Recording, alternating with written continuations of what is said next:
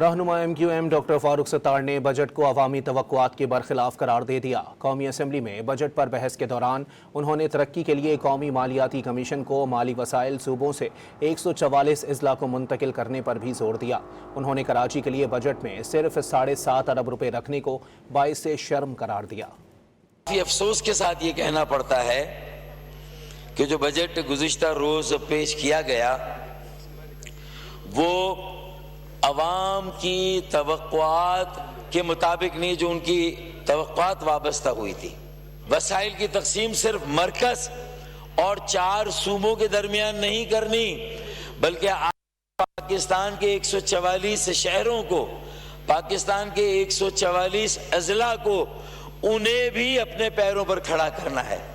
کراچی جیسے شہر میں آج 18 اور 20 گھنٹے کی لوڈ شیڈنگ ہو رہی ہے۔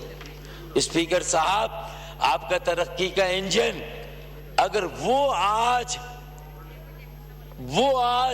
اگر اس کا پیداواری عمل رکا ہوا ہے، اگر وہاں سے روزگار جنریٹ نہیں ہو رہا، اگر وہاں سے آپ کی برآمدات کو وہ فروغ نہیں مل رہا ہے، تو پاکستان کے جو باقی شہر ہیں، باقی اضلاع ہیں، وہاں کی کیا صورتحال ہوگی؟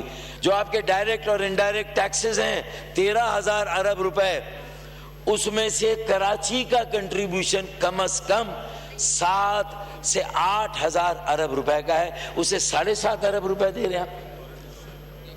شرم آنی چاہیے۔